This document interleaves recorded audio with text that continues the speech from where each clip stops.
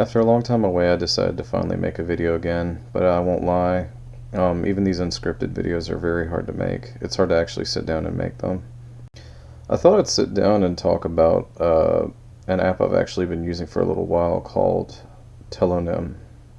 Tellonym, or Tellonym, or however you want to pronounce it, is basically it's a little phone app where you can answer questions that people send to you. It's obvious by the way that the app is designed, it was more for people who want to connect with their real life friends and family and answer questions, because it offers such things as like connecting to your actual phone contacts or your Instagram page or whatever.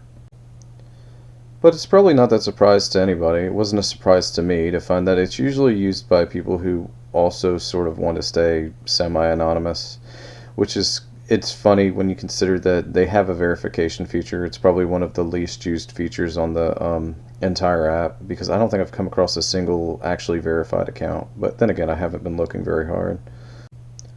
So this is where I'm going to offer my genuine criticism. I'm going to talk about the things that I like about it and the things that I really don't like about it. I'm going to do this in a sort of good first then bad style, because that's usually how you want to do these sort of reviews. Good first. When it comes to Tellonym, if you're the sort of person that wants to ask stuff but not be easily traced back to who your real identity is, it's pretty good for that. If you just want to kind of lob casual questions or even confessions at people but you don't want to come out and say who you are, it's pretty good for that. If you're just the sort of person looking for advice and you find somebody to be a pretty reliable source of advice, Tellonym can be really good for, getting those questions out there, especially if you think somebody's good at answering or approximately answering something you've wanted to know really badly. Another good thing about it is that if you use Instagram, or let's say you already know people in your real life and you want them to basically ask you questions without reservations, it's pretty good at importing contacts or importing Instagram data, and it allows you to link up with Twitter/X, whatever. It's just Twitter, okay? I don't care. The point is, you can do it that way too. It's got like at least 2 or 3 different APIs with different web services, so if you're the sort of person that just yearns for that attention, you want to get seen, you can just sort of put a post out there and let people ask whatever the heck they want. In general, those are really the main good key points, because it's not a very complicated service to use. It's literally just ask questions and be seen. So now I'm going to go ahead and move on to the bad points. I like Tellonym, but just like with every other question and answer service of the past, there's always like a little bit of a bot integration into it. Whether or not it's like actual accounts being made by bots that are asking questions, or it could just be that the website itself is designed to ask you one of those types of questions every so often, it's very clear that every once in a while you will get a repeat question that is almost certainly written by like an AI or some pre-generated context. This doubles down into the other negative point that I hate to point out, but it's got to be talked about. More often than not, you can tell if it's a bot post when they ask you stuff like, what's your Instagram? How often do you use Instagram? I saw your post on Instagram. There are so many posts that are just thrown out to ask about Instagram at every given opportunity, and I think it could be one of the bigger reasons why some people end up leaving the platform, is that they'll be given softball questions for a while, and then they start getting hit with goofy, repetitive stuff that is obviously being written by bots or AI.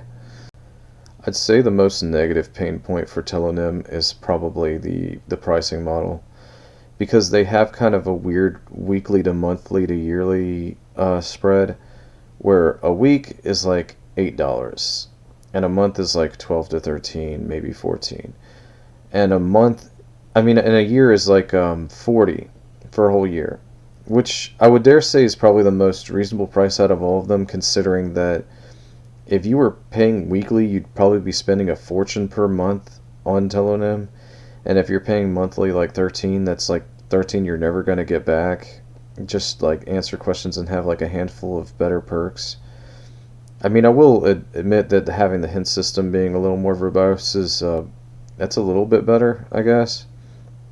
But I mean, like if you got like a yearly service, it might be worth it if you use it often enough. It's something you check like every week at least, then maybe it'd be worth it. But that is a lot of money that you're just going to drop on a service that, you know, that's incredibly expensive.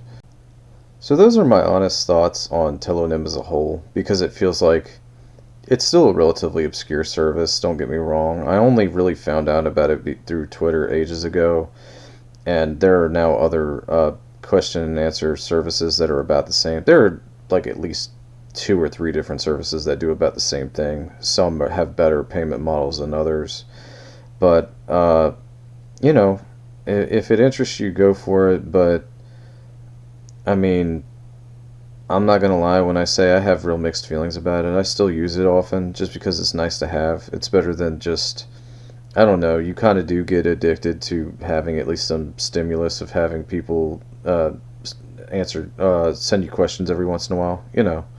But I've wanted to make this video for a little while, just because I had been using the service for so long that it felt kind of weird not to talk about it at least a little bit. Give some honest opinions on if I think people should get into it or not. My final review is like, I don't know, use it if you want to. It's decent if you, I'd say if you get into a situation where you know you're going to be answering questions quite often, then just get the yearly, and just if things work out, you know, you probably can't go wrong as long as people are constantly asking you stuff. That's everything. Look forward to, no promises. I really want to get my stuff together and make an OpenGL video very soon.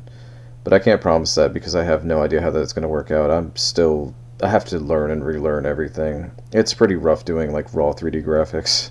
So you'll probably hear more about that if it ever comes out. So yeah.